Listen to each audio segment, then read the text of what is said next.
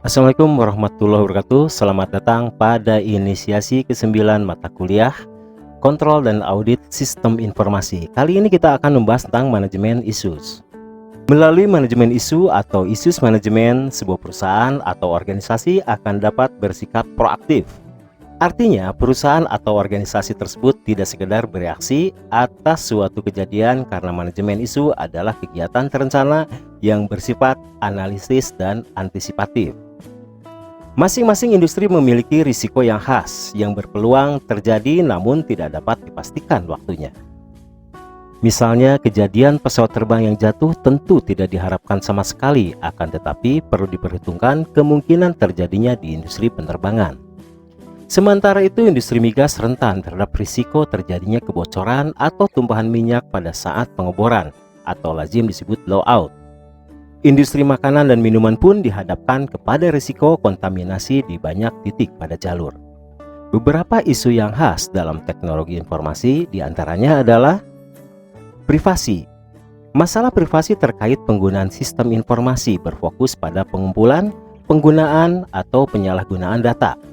Aturan hukum pada beberapa negara berusaha mencegah pelanggaran privasi seseorang dengan memfasilitasi: yang pertama, setiap individu menentukan mana saja data yang dikumpulkan, digunakan, atau didistribusikan terkait pada diri mereka. Yang kedua, pencegahan penggunaan data individu digunakan atau disediakan untuk keperluan lain tanpa izin. Kemudian ada hak cipta, merek dagang, dan paten.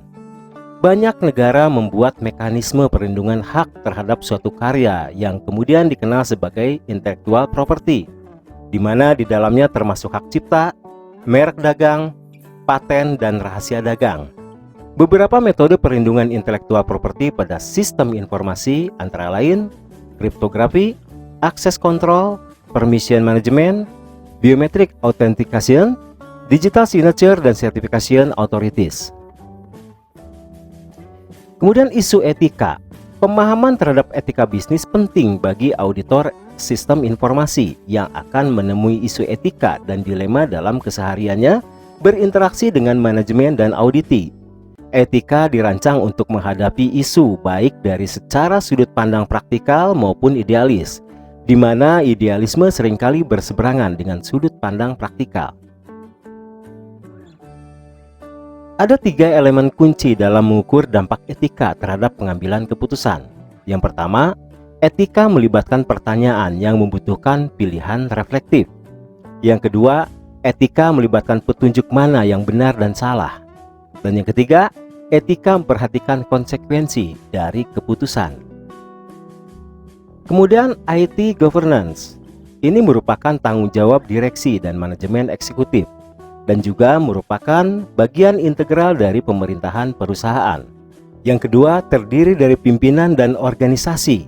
Dan yang ketiga, meluas pada strategi organisasi dan tujuan. Sebuah organisasi hendaknya memiliki dan menegakkan kode etik. Kode etik berdasarkan pada pemahaman diantaranya nilai-nilai berikut ini. Yang pertama, kejujuran, integritas, moralitas, keadilan, kesetaraan, akuntabilitas, kesetiaan, dan kehormatan.